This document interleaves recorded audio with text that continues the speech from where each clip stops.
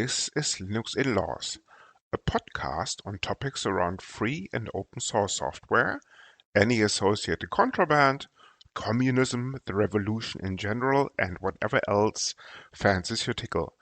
Please note that this and other episodes may contain strong language, offensive humor, and other certainly not politically correct language. You have been warned. Our parents insisted on this disclaimer. Happy, Mum? Thus, the content is not suitable for consumption in the workplace, especially when played back on a speaker in an open plan office or similar environments. Any minors under the age of 35, or any pets, including fluffy little killer bunnies, your trusted guide dog, unless on speed, and cute T-Rexes or other associated dinosaurs. Welcome to Linux In-Laws, Season 2, Episode 26. Martin, how are things?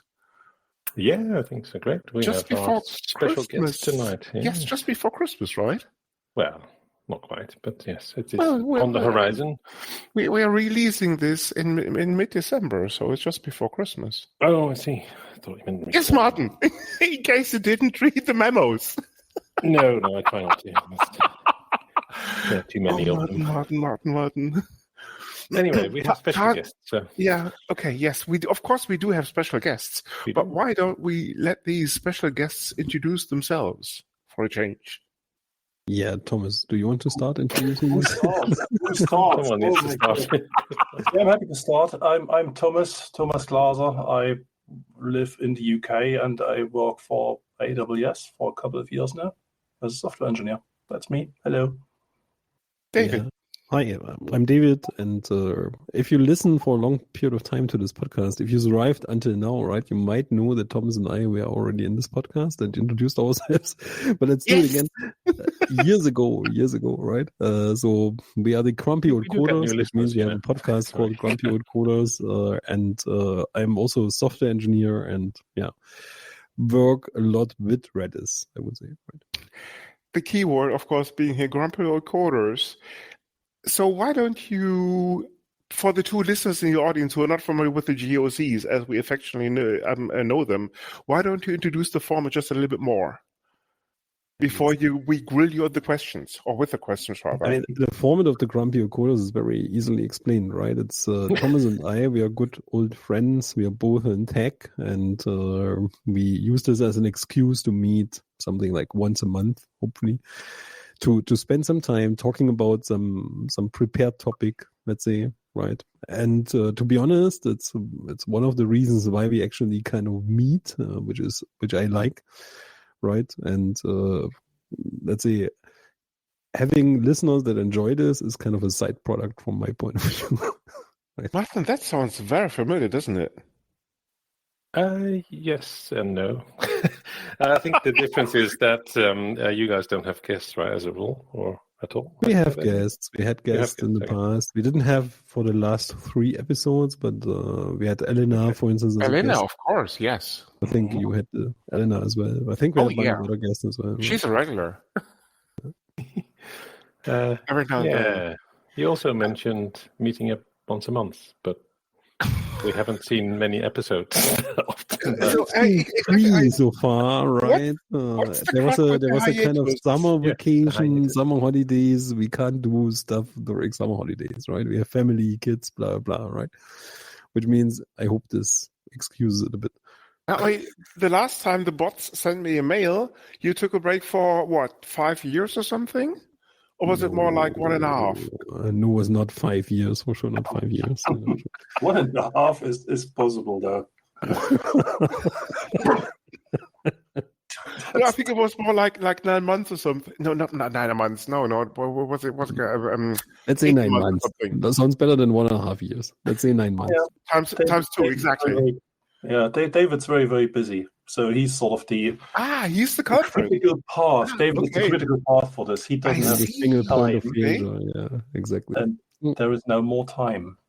What we also know is being, of course, avid listeners of something called Grumpy Old Coders, that with Season 2 you completely changed the branding. Never mind the messaging. Any Not the particular reason? messaging, but the branding a little bit, right? Yeah. A little bit. You changed the icon, you changed the graphics, you changed the looks, and you changed the rest. They must have a marketing department. Do you have a marketing department? We did a rebranding. Yeah, state of diffusion. So why, I wonder? Oh man, yeah, because I mean, it was a good reason, right? There's season 2 coming out, right? And we thought, okay, now that we didn't or publish for a while, this is a good reason to kind of bootstrap it again and maybe improve stuff. Let's say, right? I hope it's improvement up to your Yeah, I mean, I like it. judgment, let's say. But I like the new kind of cover of the podcast a bit more, right? It shows me and Thomas in kind of a comic style. Yes. I mean, Like- the previous looks, the previous branding was very much like techno 90s, also a very kind of dark color scheme. And now it's more like, I'm almost tempted to say Waldorf and Stadler doing an IT podcast. Yeah, Waldorf and Stadler is what we were going for. Yep. Excellent. Sounds good for me.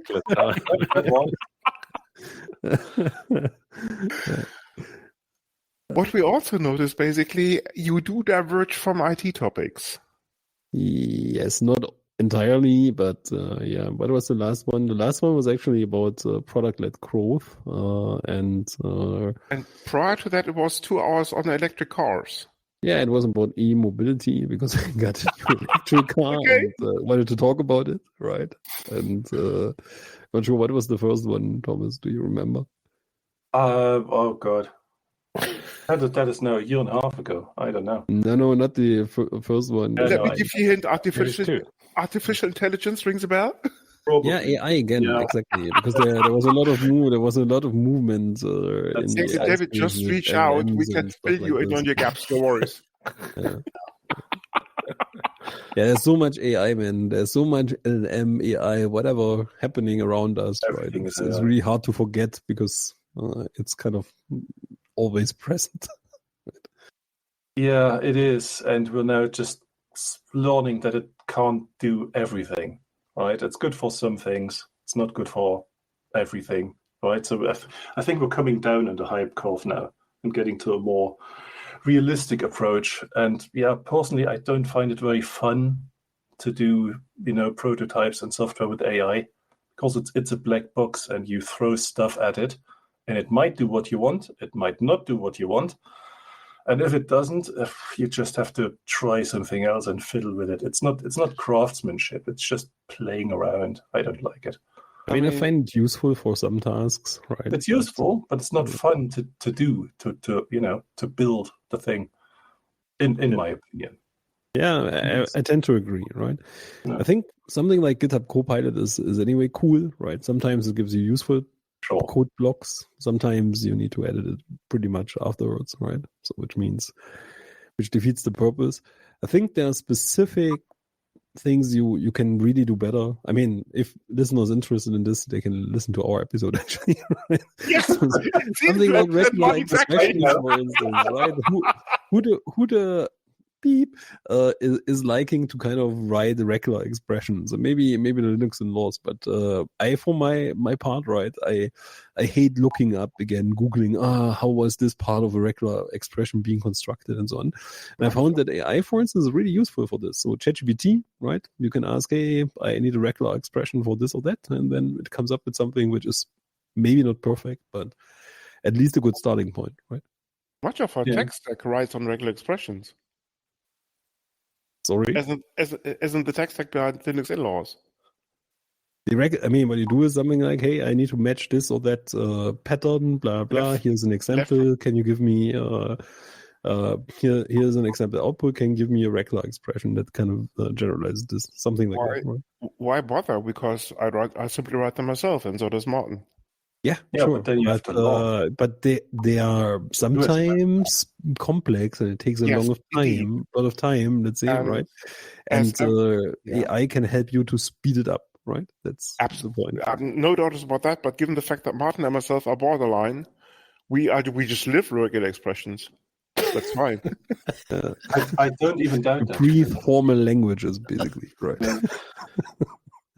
Martin, any comment? Yeah, no, really expression's great fun. No. I think, it's got its uses, as you say, but I don't see it painting my house or washing the windows just yet. So from that point of view, it's not that useful. Taking a step back, given the fact that Thomas works for AWS, who's making a lot of revenue with something called artificial intelligence, and given the fact that David is still working for Redis, a company that actively, and I'm almost going to say aggressively, positions itself as an infrastructure component for artificial intelligence, the keyword, of course, being here, for example, a vector database. Any comments on this? Yeah, we've actually, before David answers that, we've actually used. Okay, I can speak about prototypes, but I can't sort of tell what the customers and what exactly we're doing. But I can talk about technical stuff. So we have used Redis or Elasticache, I should say, to cache LLM queries, right, or cache AI queries, and that saved a lot of costs. So that's it. That's really what we've used for AI.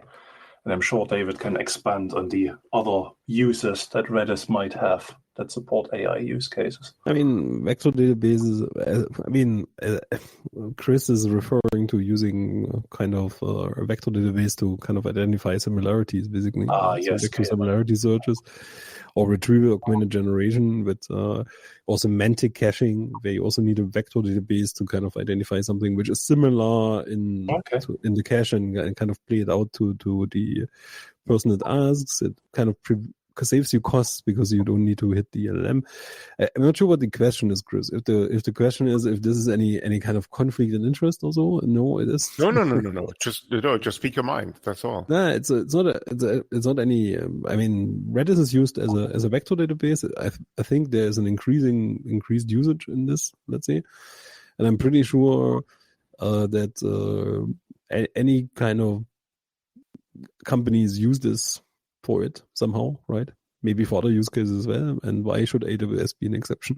Right? I mean, for our prototyping, we use Elasticsearch, which is now OpenSearch, to do KNN lookups. Yeah, not Redis. Use Redis. Not Redis, no. Maybe we should. Maybe we should try it. Not Valky, only Redis. Right. Just kidding. I'm just kidding. Isn't AWS all on Valky anyway? Anyway, let's not go there. Martin, any thoughts on Valky?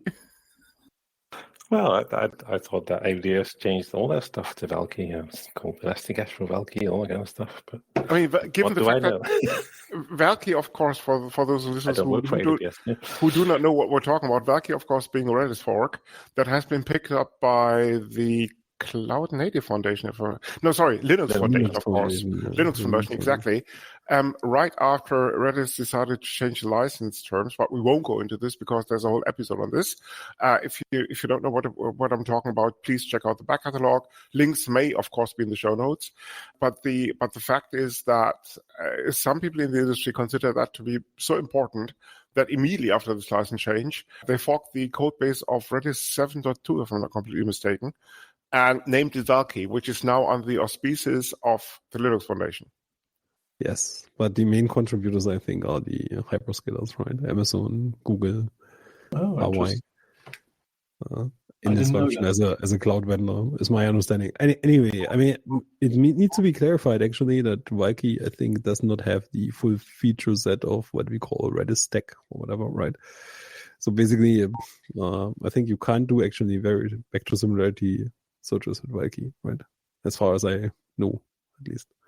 That would basically mean diving into the modules that come with Valky, which I don't have a clue about, actually. Modules, of course, being the extensions that Salvatore Sanfilippo, the founder of Redis, introduced, I think, in the codebase in 2015, 2016, with the aim of turning a simple key value store into a multimodal database all those years ago. Yes, exactly. But as you know, the module is already kind of changed the license exactly a long time ago, right? Yes. Let's say something like let's say from open source to source available, right? So to prevent some of the communities that hyperscalers come to mind, go for this in an enterprise/industrial context. yeah, I guess this is true, right? To be honest, I mean, I can't talk too much about it, but on the other side, right?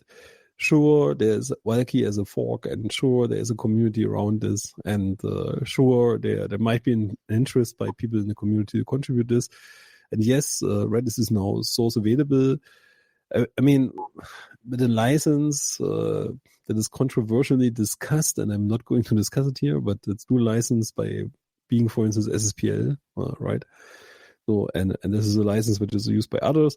And some companies, to be fair, consider this being open source. OSI, I think, disagrees on that. Indeed. Right? So there's indeed some controversial discussion around it, right? However, right, it is what it is. Indeed. Going back to much safer grounds, what's ahead for something called the Grumpy Old Corridors? You mean which topics? Exactly. Where would you take the podcast given the recent changes? To be honest, we don't have a clue. we don't I see. No, I mean, I'm not sure how you guys do this, but what we do is we can't really talk about this because that's proprietary information. Yeah, indeed. But I'm pretty sure, yeah.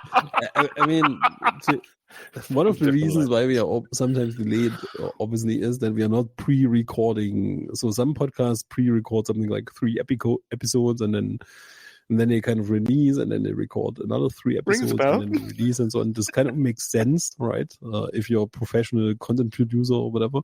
But in our case, we just meet, right? Or something like on a monthly basis. We target a monthly basis, and then we record an episode. And normally, how this works is, hey, I kind of have something interesting, which I kind of experienced, and I would like to talk about it. And then we do some preparation for it, right? Share some information with each other, and then kind of have the podcast. So, which means at the end, there's not a content plan or whatever. It's not like actually marketing, right?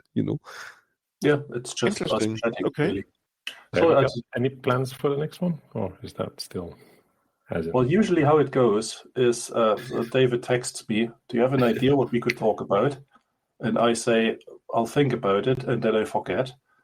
And then he comes with some options, and then I say, "Sounds good," and then he usually does the prep for these options, and we talk about it. And he does the prep, okay?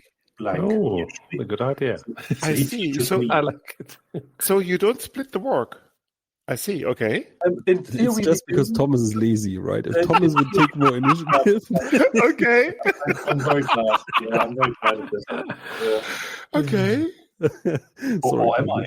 So Thomas, sorry, I would perceive Thomas way more than just a pretty face on the podcast. Oh, thank you. Yeah, sure. I love talking with Thomas, and I think we have a good vibe together and so on. And we share the prep material with each other. So I guess sometimes you also prepare stuff with Thomas, right? So you had some episodes we had. It's really a 90-10 thing, I think. Let's be honest. So you're going to tackle anything. It's a 50-50. Sounds much better in this podcast. Oh, okay, 50-50, yeah. So, okay. Yes, my mistake. With regards to subject, you just make them up as you go along in terms of, doesn't have to be IT, can be anything. I mean, typically it's something around tech, let's say, right? I mean, something like is. e-mobility in a sense is also technology, right? Something like product-led growth, which was the last one, right? Which Indeed. Sounds boring, but actually it's not too boring because it touches on, hey, how do I go to the market with a software solution, right? Yeah. In cloud. And given the fact that I would say a lot of software solutions or products are kind of now cloudified, or however we call this, right? Yes. It makes sense to kind of talk about how to approach this, right? And it's even useful for someone who is maybe in a small startup or someone who is a one-man show and would like to launch a cloud service, right? To understand what do I need to consider, right, in order to kind of provide my software to end users. So even if it sounds a bit marketing-ish, sales-ish, the topic, it's actually still tech-related, I would say.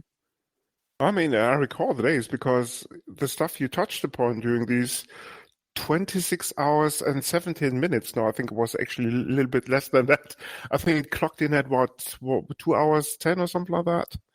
Reminded me of the old Redis days to some extent. Just before you were retired, yeah.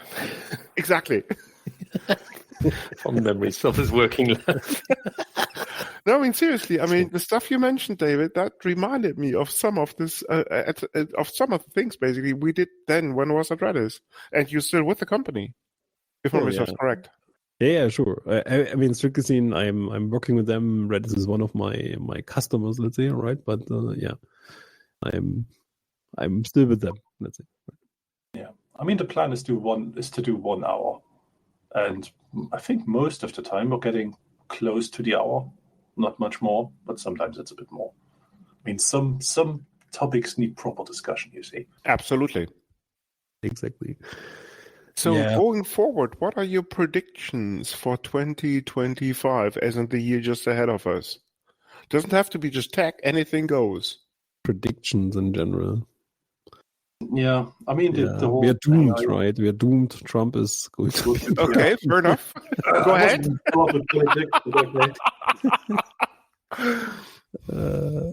Yeah. Well, as I said earlier, I think the AI hype curve is going down a bit. So Okay. as far as I looked at the project plan, the prototypes we're doing next year, at least the first round in the first quarter, are just 50-50 AI, which is coming down from 100%. So that's good, a bit more variety. So yeah, as I said earlier, it looks like people are finally understanding what it can't do. Okay. Can you speak about the rest, just of curiosity? As in not client names, obviously, but rather kind of topics. Oh, the rest I don't remember. I suppose it's the usual, well, not the usual, but standard bread and butter stuff. Okay. I wouldn't go into details, Thomas, right? I was just wondering about like trends like scalable PaaS and that sort of thing. Well, scalable, we typically do pretty much all we can is serverless. So when we design a solution, we only use serverless services. I know serverless is a funny word and it's not necessarily true and all the rest of it, but we try to sort of not use EC2 instances and all that stuff since you talked about scaling. So we would do things with API Gateway and Lambda-based API stuff that just scales and you don't have to think about it. The same with databases, right? We would use DynamoDB where you don't have to think about servers and all the rest of it. So we try to build the stuff in a cloud-native way that just scales without you having even to think about it. Full disclosure, AWS, or never mind, Amazon is not sponsoring the podcast, so I'm free to ask the following question. There's a lot of innovation taking place at AWS, and BottleRocket, hint, we featured the project on one of the previous shows. Details are in the back catalog. BottleRocket is just probably one example of the innovation taking currently place at AWS. Never mind, for example, what's called Gravitar, something like that, as in scalable Graviton, thank you very much. As in scalable ARM cores, consuming just a fraction of the energy of other tech stacks. That's it. Yeah, but of course it's ARM, right? So you have to think about what software you're running on it, which software will run on it. Absolutely. What about BottleRocket? I'm just Googling this because I've heard it many times before, but I forgot what it is. It's a container runtime based on Linux for serverless, actually. More or less my words. For running containers. Okay. Yes. Pretty it's written in Rust, and it was done, and it's open source, of course. The core sources are on GitHub, and it's done by a group within AWS. Oh no, I'm lying. I think I have used it. It's like Docker, or is it more? No, like it's way more. No, it's way more. It's a little bit more than just Docker. No, it's not just a container runtime. It's a full operating system aimed at containerized workloads, and of course, serverless comes to mind big time here, because Thomas, correct me if I'm wrong, that was one of the intentions when coming up with this. I don't know what the intentions were when coming up with this, but it would seem, just reading, as I say, I've not properly used this. I think I've used this once in a container on ECS, I think, but I'm not sure. Must have been sort of half a year ago or something. That this was sort of designed for these kind of workloads, yeah. Exactly, because if I'm not completely mistaken, serverless basically means you have warm containers, as in containers that have already been spun up, and just accepting a workload on REST API. Yeah, exactly. Simplifying things, of course. Yeah, so we had this for sounds like an implementation detail, right? At the end, serverless just means you don't see the server, right? The server's not managed. Yeah, of course. Script use any and it's workload. executed, yes. Yeah, exactly. So yeah, there's for ECS there's this Fargate thing where I think BottleRocket just fits in hand in glove, where you don't have to think about your instances that are running your container workloads. You just say, here's a Docker file, run me 10 of them, basically. If that makes sense. It does. Going back to Ceph Grounds once again. So if you don't have a schedule, and ultimately, is there anything that you want to, where you want to take this podcast beyond meeting on a regular basis? Yeah, I mean, we do have a schedule. We're just not good at keeping to it. Okay, fair enough. No, I think we don't. Maybe Chris means we don't have a content plan, right? I mean, there are some ideas, maybe, right? I think something I wondered if it makes sense is because we kind of switched the podcast from audio only to audio video, if you recognize, right? So you can actually also watch the episodes as videos. I'm not sure why you would want to, but you can. Yeah, exactly. Right now it's very boring. It's just all faces, blah, blah, right? However, I think something which could make sense is maybe having some more practical showcases or whatever, right? So showing demos or some coding stuff or whatever. Maybe, just beyond audio. I would like to do this at least, right? So record some videos and publish them where we kind of code together or. We're gonna do Twitch streaming in a while. Now Twitch streaming, I researched this actually. Twitch is streaming is really challenging because in order to get any kind of status there, you need to have a full-time job doing just Twitch streaming, right? It doesn't. Yeah, I don't have that kind of time. Yeah, exactly. I quite like the variety. I mean, we had an episode ages ago where we talked about the imposter syndrome and sort of mental health challenges with working in IT. And I find that quite good. It's an episode I'm reasonably proud of.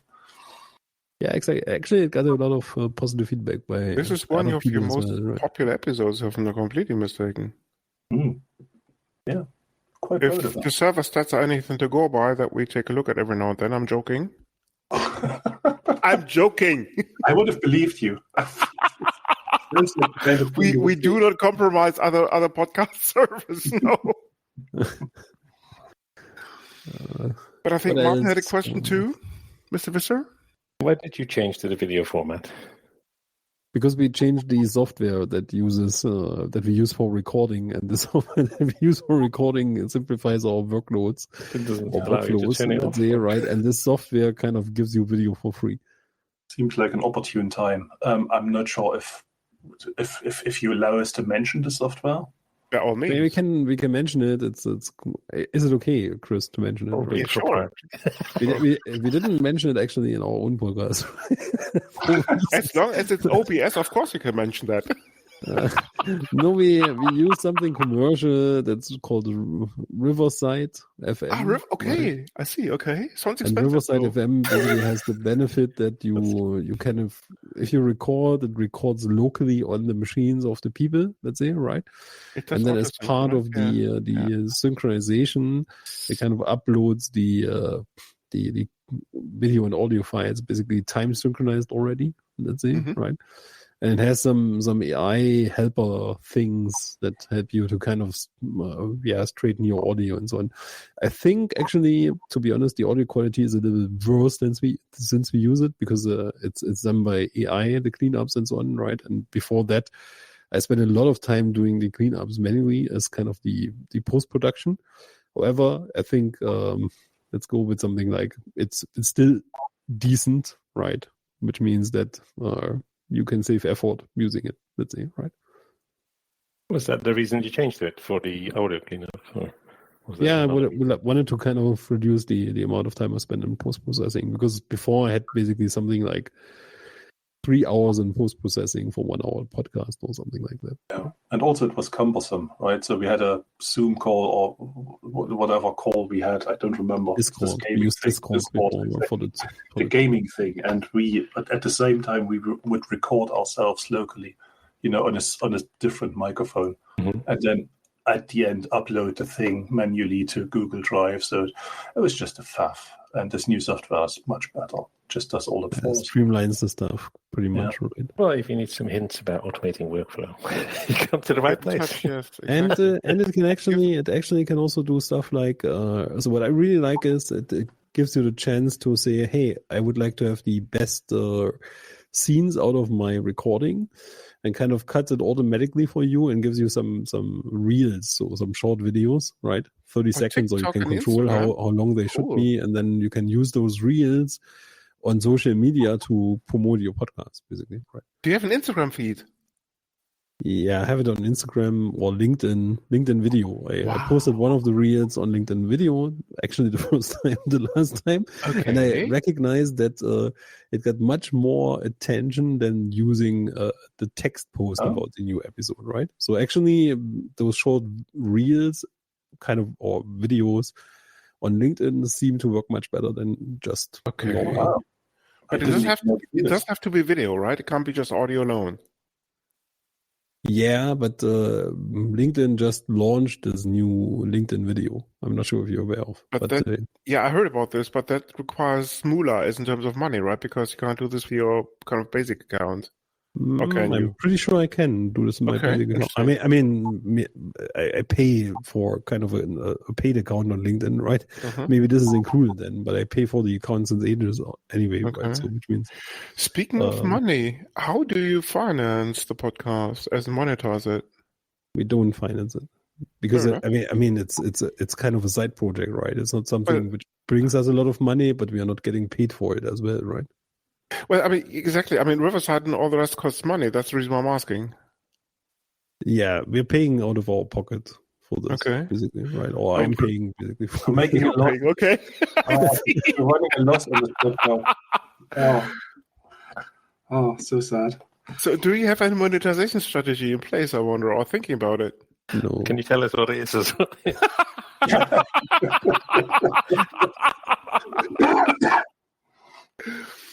Nah, there's. Listen, it's too small to. I'm not sure how many listeners you have per month or episode. Let's say, right? Our podcast doesn't have thousands of listeners or whatever, right? Archive.org downloads on average, just on archive.org, more than 2,000. So projected growth is non-linear, and I reckon with the CDNs and all the rest of it, we're looking at almost 5 figures, give or take. I'm guessing. Per month, basically. Per episode, on average. Per episode, yeah. Then your reach is much higher than ours, right? So, yeah. We still haven't thought about it. If you listen right from your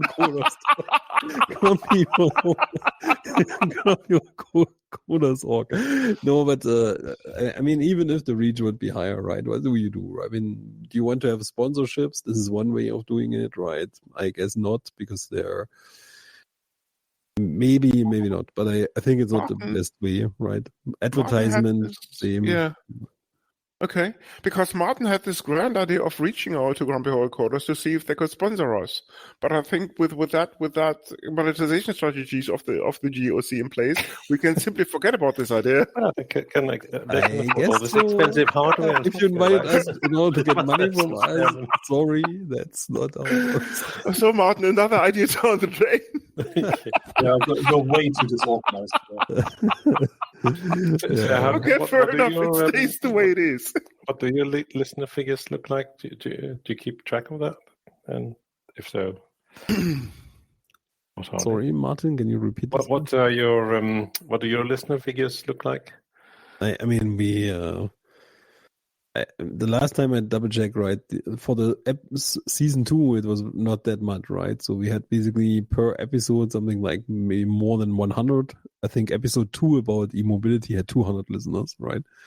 Okay. And then there were a few on Vimeo, basically, where we posted the video. That's an order of magnitude higher than I would have thought. Pretty cool. There you go. I can read it. Let me see. And I mean, we host it on SoundCloud, right? So it means I can kind of access SoundCloud via the mobile app. So episode 1 of season 2 had 100 listens, exactly 100, which is funny. The second one had 216, and the third one had 132, and then plus some Vimeo stuff, plus some impressions or whatever, right? Of these SoundCloud, reels or whatever. the platform does weed out the bot downloads. Okay. Because I reckon out of these almost 10,000 downloads per average, I reckon about 99% of them are bots just listening to our nonsense. I'm guessing. Yeah, SoundCloud is actually actual users, right? So logged in users, Excellent. right? I think logged in users, or at least users clicking the play button on the public website or something like that. So, Martin, actually, the GOCs may have more listeners than we do. It's quite possible. Okay, Surprise me. Surprises me. guys. You're so much organized. Yes, indeed. We're trying to make that impression. Sometimes we succeed, sometimes we do not. Anyway, I think it's come down actually, because we don't want to keep you too long. It's come down to something called the Poxies, if you remember, as in the picks of the week. Sorry, who was that directed to? Two guys on the podcast called David and Thomas, because I reckon that Martin knows what a pox is after almost 5 years. Yeah, so Chris, sorry, so we know what a proxy is, but from a technical a pox, the pick of the week. Pick of the week. Yes. How does We week did this last time. go to weeks? Okay, let me refresh your memories. It's been a year. You have to cut us also some slack here. affectionately known as a pox, is something worth mentioning that has crossed your path within a week or two. Can be anything. Again, Martin continues to cover Amish adult websites as an entertainment websites. I normally go for movies and books, or recipes for that matter, but really anything goes. Doesn't have to be decorated, doesn't have to be open source what related. caught our attention within the last week, something like that, right? Or 2 weeks. Amish adult website. I would have thought that the Amish have not much use for websites. Oh, they do. Shows that. Martin, you want to comment on that? Yeah, Amish Names website. are there, actually. Good question. They don't even have computers, really. Oh, Martin, if you just knew. Oh, Well, I man. don't. Or there something much more insane? Okay, They have horses and carts, no? they have much more than that, Martin. Are you sure? Yes, anyhow. Okay, fine. I start, right? I started reading a new book which is called Secrets of Dublin. I'm not sure yet if it is a good one, right? Secret But of it's- Dublin, as in Ireland. Yes. So what is it about? It's my typical pattern. It's some kind of I think new age fantasy stuff, right? With Can you drop hints? vampires, demons, blah blah, right? And some magic and wizards and whatever, Who- right? Who wrote it? Let me double check. It's an Irish author or English or German? I don't know actually. Secrets of Dublin, okay. Is it set in the past or future or present No, time? current time, I would say. Right. okay. I started reading it, right? So I don't have all the details yet, but So just out of curiosity, on these first 20 pages, how many people did get killed? 2. That's not a lot. Okay, fair enough. I mean, maybe more than 20 pages, but 2 so far, right? Okay, So we keep it at that. Okay, fair enough. it's like I mean, without revealing too much about the story, right? There's something like what is called a Ouija board or whatever, right? Which is used to kind of communicate with ghosts or whatever. And this Okay. this board is actually not a board. If you open it, it's a demon, right? So like a background teenage job. boy, which looks like a demon. Okay. And this demon can kind of communicate with ghosts. And this Ouija board is kind of can only be used by someone who is bound to this demon, right? And in order to get bound, you need to kill the previous owner, let's say, right? And a girl by accident got into the ownership of this demon, let's say. She doesn't know yet how to use it, whatever. She's a witch, I would say, right? Based on my information so far. I see. And now she wants to try and find out why the previous owner, right, it was killed, right? That's Okay. like a I would say a crime, misery, blah, I mean, fantasy thingy, right? if you want to know why some process or daemon was killed, you normally would check out the system log, no? Yes, exactly. This would be exactly it. Something along these lines. Anyway, over to you, Thomas. I've had some time to think of it. I've not come up with anything interesting. So make up something as you go along. Well, yeah, exactly. So the only thing I've read recently were biographies. So I've read Johannes Brahms and Gustav Mahler. I'm quite a classical music nerd. Okay. And that was quite interesting, and it's sort of, going through Johannes Brahms' childhood, and he suffered some horrible abuse, and like biography. You can sort of connect it to the emotional depth in his music. So that's the link. I see. Okay. Wow. Yeah. Interesting. Any particular authors that are worth being mentioned in this context? Not particularly. It's okay. Yeah, it's just really non-fiction that I read recently. I can't remember when I last read any fiction. Okay. I just lose the patience, right? So I read this stuff and I get bored. I don't know what it is. Okay. Yeah. By the way, I found the author out, right? It's Kari Vanadis. Doesn't sound Irish. Vanadis. I'm not sure how to pronounce her name, but this is the author of the Secrets of Dublin thing, right? Anyway, the other technical thing I did, by the way, yes,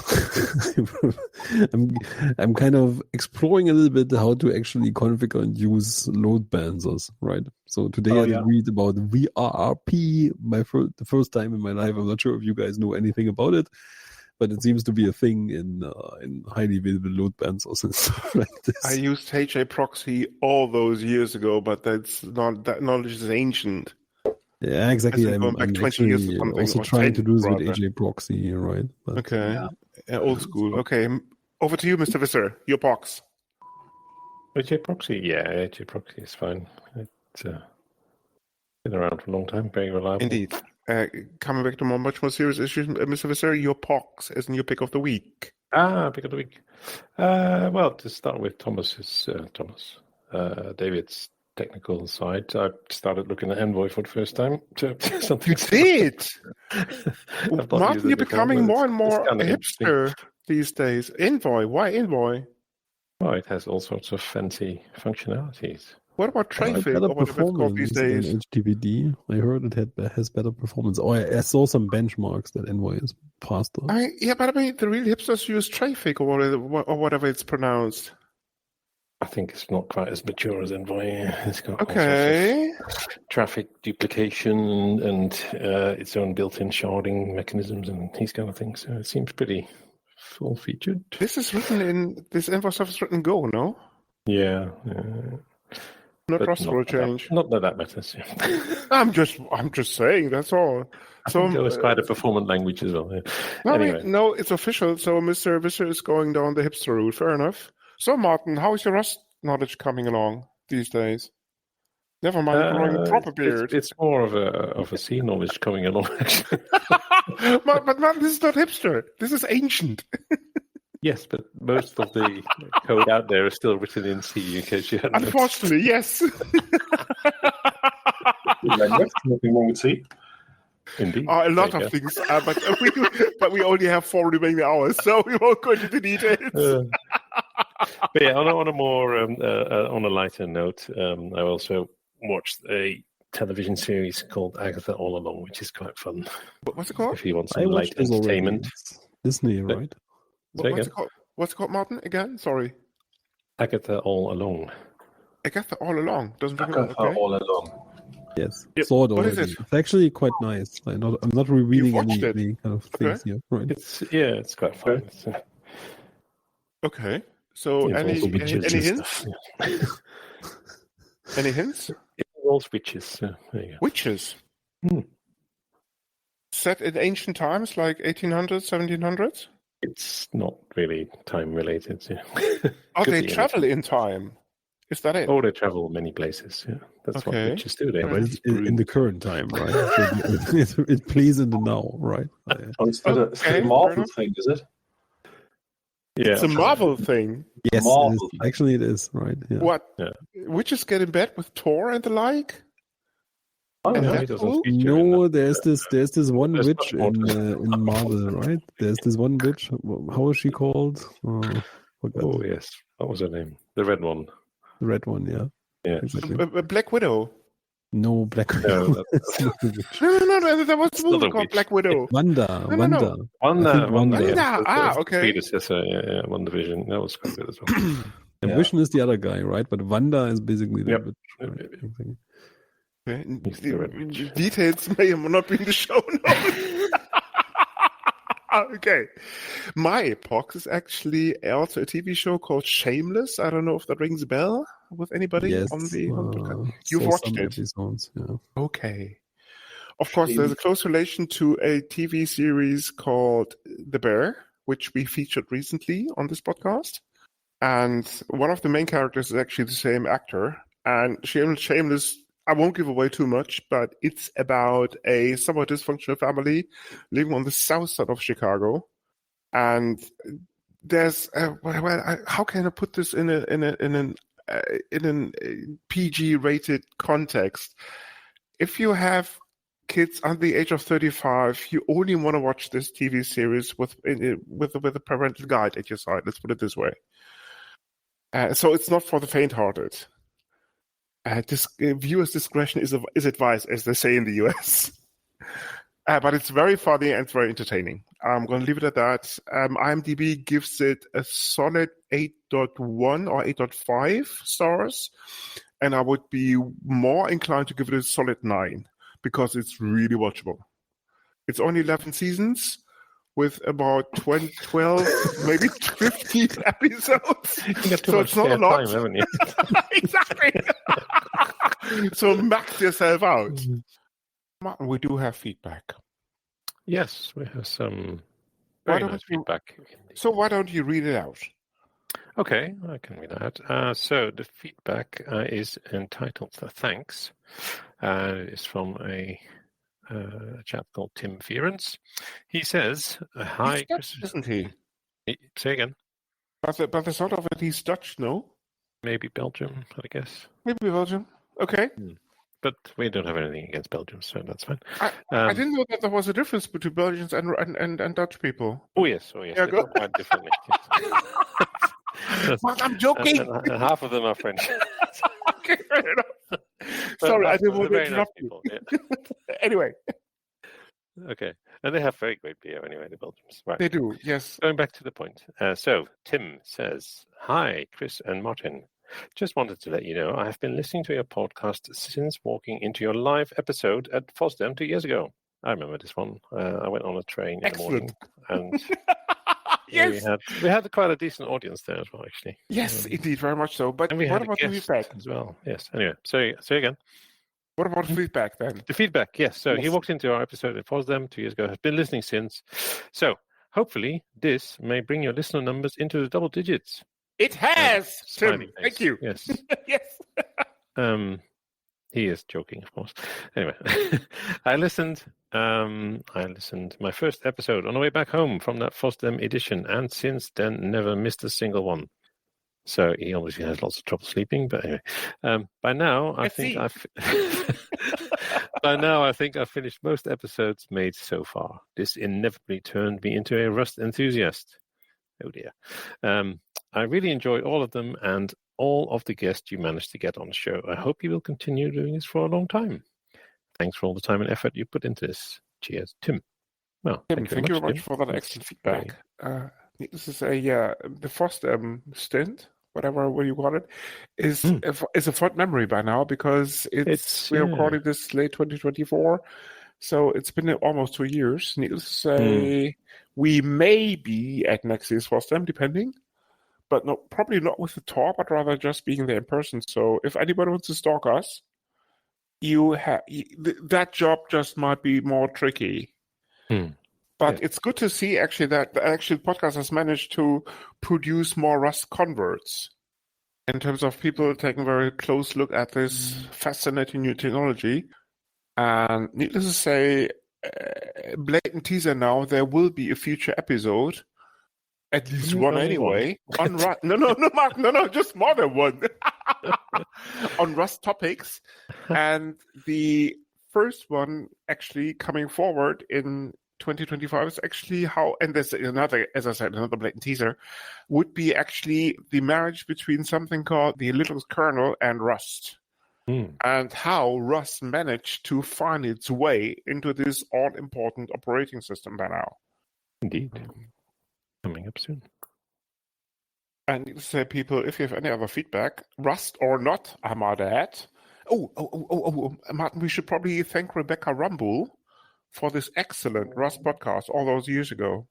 So, Rebecca, if you're listening, and of course, Rebecca Rumble being the CEO of something called the Rust Foundation.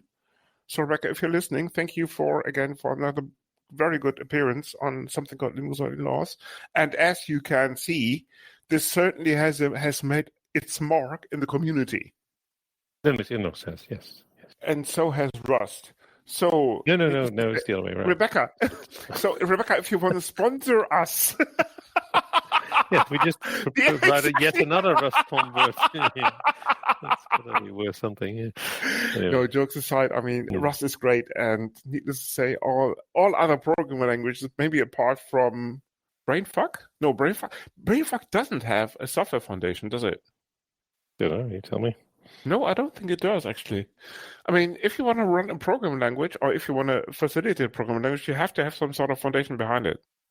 I think. Well, unless you're a hobbyist, right? Who?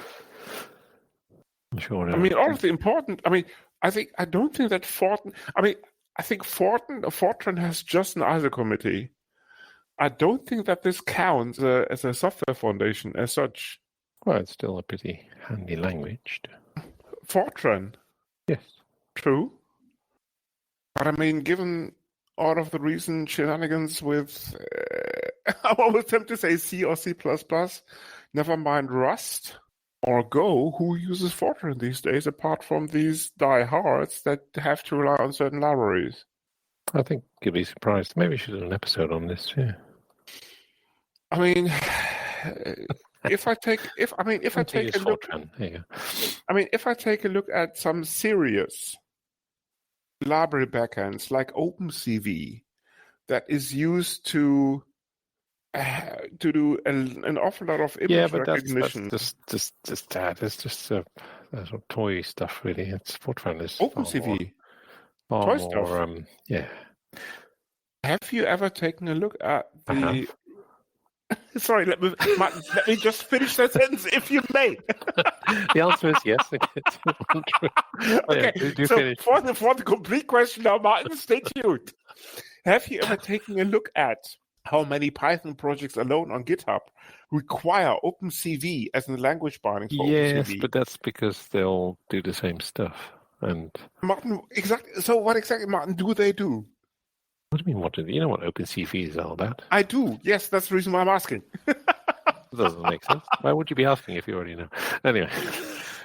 OpenCV, of course, is used primarily for image recognition. Yes. But you see, Fortran isn't. No, Fortran is used for high-performance computing. I rest something my different body. Altogether, yeah. It's not let's throw some GPU cores at something and some models. That's not real computing. It's just... Anyway, and hence this kind of CUDA we should get some. some Fortran people on the show. This is a good idea. Yep. Martin, this is blasphemy. I will work on this. Don't worry. Martin, no, Martin, this is blasphemy because we don't want to get dead people on the show. We don't. No. It's still evolving as well. It's not a dead language. Fortran. Yes. You're not very up to date, are you, with this stuff? People, as you may have noticed, one of the hosts, and this is not me, has been doing the recording under influence. So, people, stay tuned. If you can't get to sleep in the year 2026, this is the episode you want to listen to. Not this one, but the Rust one. Yeah. No, the HPC/Fortran episode. Martin has just committed himself to get some people on the show. Yep. And Martin, again, graveyards are not an option. Just let me make myself clear here. But wait, there's more feedback about the Halloween episode. Yes, we have some feedback. Excellent. So somebody apparently did check the answering machine because quite a few people actually, our characters, rang in. Talking about characters, these are real people, surely. Well, if you can call God and a yes, that and real entities. Vampire, exactly. Yes, Yeah. entities. Okay, so why don't we start with good old Moloch? This is Moloch. I am ringing about the customary advisory vote. How dare you rigging the outcome of the cab vote in a way that makes the US election look fair and square? You and your spawn shall be damned to suffer my eternal wrath. I will start the smiting with a DDoS attack on all of your infrastructure right now. There you go. Your joke of a support company will be obsolete within the next few seconds. You have... Oh, Martin, this sounds quite angry, doesn't it? Yes. Well, he's been busy, hasn't he? As we have seen. But you see, this is the bad thing. I mean, if you threaten the dark side with a DDoS attack, the dark side might retaliate. Apparently that was happened because he was stopped in mid-sentence, no? Yes, but the deals actually did work, didn't it? Well, the dark side wasn't impacted, so I reckon the dark side actually noticed and sent something his way, which causes infrastructure simply to break down. Next, I think, is our beloved Impaler, exactly, Impaler, who also rang in with the following feedback. Just ringing in for an update on the Nigerian princess scam. As you will remember, I was forced to surrender my up-and-coming blood bank wholesale business called Bloody Fresh to that fraudster's company known as Fresh Blood. But lo and behold, shortly after my untimely demise, the Federal Trade Commission busted the scam on the grounds of unfair monopolization of the blood bank market. About time too, and all it took was a small army of bots sending approximately a few thousand emails to the FTC. They not only shut down that scam, but also returned the shop to the rest of my Romanian clan. So justice prevailed once again. Martin, okay, wow. I think this is the first feedback actually we got from the Netherworld, if I'm completely mistaken. I mean, he's been dead for what, 4 or 5 centuries? Well, he has... Make that 10? I don't know. He did take part in some episodes, didn't he? Yes, but that was prior to his death, no? Because some time travel probably was involved. I don't know. It must have done, yes. So I think he was around sometime. But I mean, it's good to read that actually the Federal Trade Commission does take care of business, if so instructed, apparently. Well, yes. I mean, have you heard about this scam? About this Nigerian prince blood? I think it's quite a traditional one. It's been but the Halloween episode was the first time I heard about this blood bank scam. I mean, prior to that, it was just extracting money from innocent women, men, whatever. No? Well, maybe it's the new currency. Who knows? I don't know. Blood banks, okay. Yes, Interesting. Yes. Well, I don't know how much of it's usable these days, but there we go. That's a different question altogether. Yes. I wonder if vampires suffer from COVID as well. Anyway, yep. Good question. I mean, the problem is we Glad can't ask him. I mean, we can put out the word, but if he gets back to us, of course, is a different matter. Well, he managed to comment on our episode, so. Well, yes. Why not? Through some reason, through some means or another. And yes. Interjection.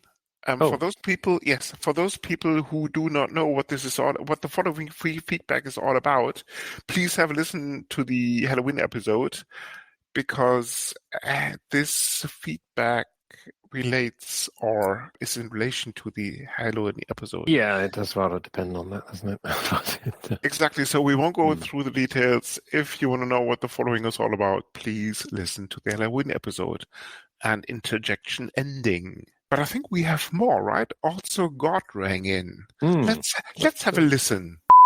Great Halloween show. Really loved the call center part. You got it quite right, but I have to correct one tiny mistake you made. Of course, you were right about our corporate social responsibility department replacing Bach's masterpiece Azeron Hold music with AC/DC's Highway to Hell on the grounds of affirmative action and equal rights. But you are wrong about me just fancying this particular boy group. As a matter of fact, I do fancy all of them.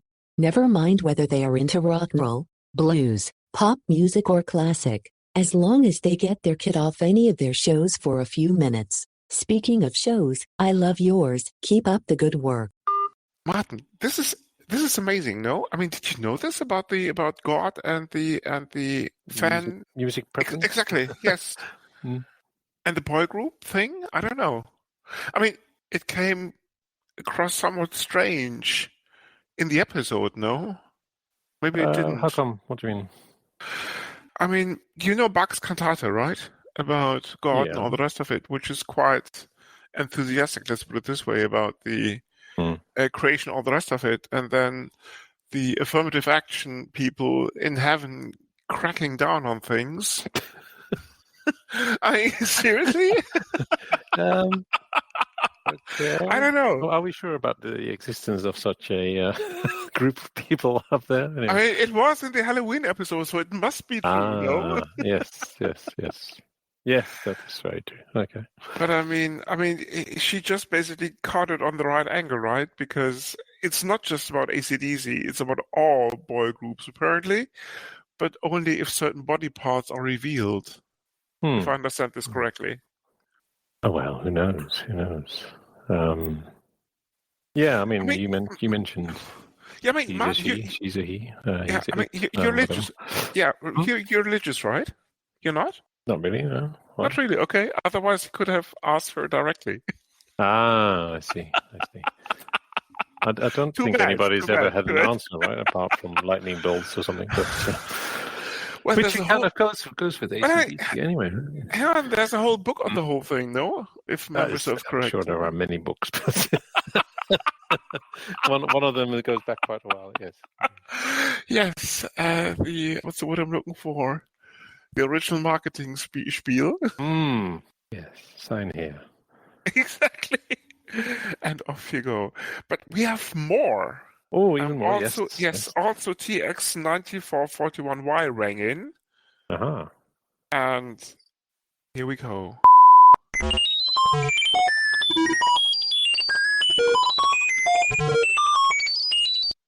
Okay, for those people who do not understand, never mind, speak interdimensional, we should probably translate this. Okay. So let me do the honors. Good Halloween episode. I just love the description of my little budding business called Terminal Document Services. But here at Skynet, we have decided to really scale the company, and as a result, we took that subsidiary public last week. So here's a real get-rich-quick scheme that actually works. Simply buy shares and watch your fortune grow by each trading day. Here's another sweetener. Use the coupon code SkyNetRules at any participating exchange and get another whopping 10% off any shares you buy.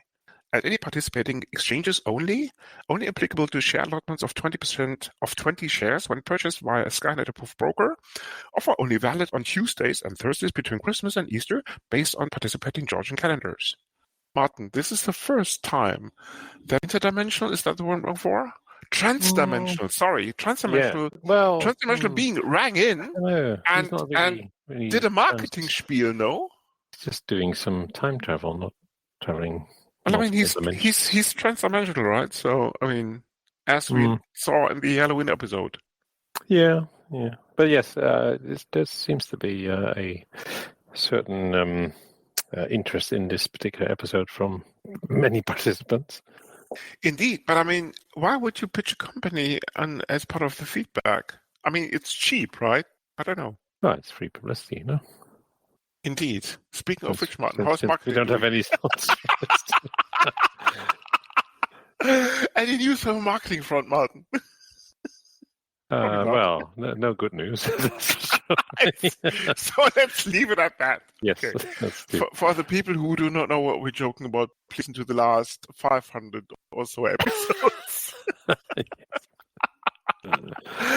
Okay, but also we have feedback from Buddha himself. Let's give it a listen.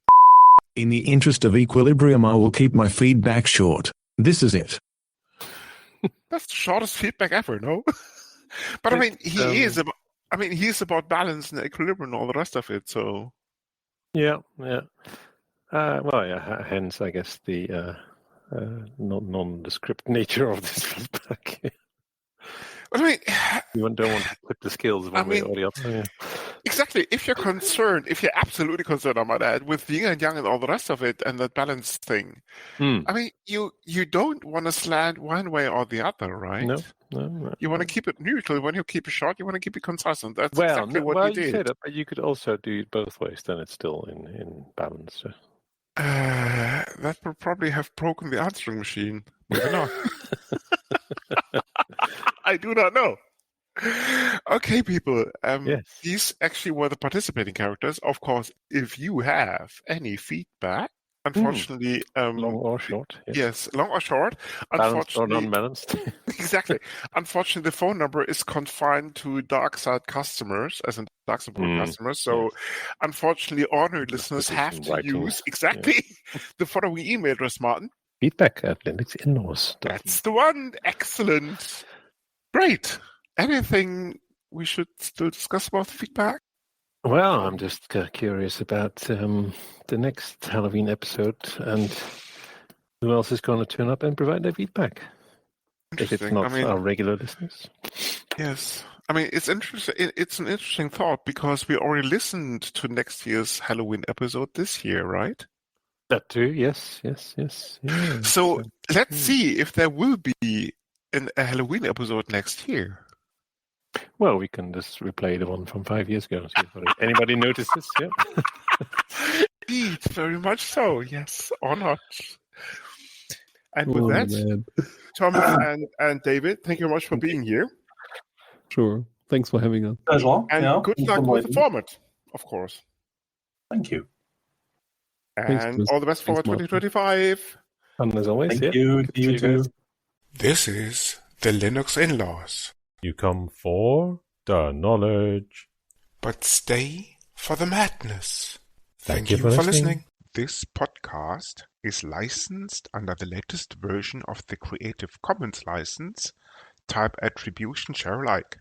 Credits for the intro music go to Blue Sea Roosters for their song Solid Market, to Twin Flames for their piece called The Flow, used for the segment intros, and finally to Celestial Ground for their song Sweet Justice, used by the Dark Side. You find these and other ditties licensed under CC at Jamendo, a website dedicated to liberate the music industry from choking copyright legislation and other crap concepts.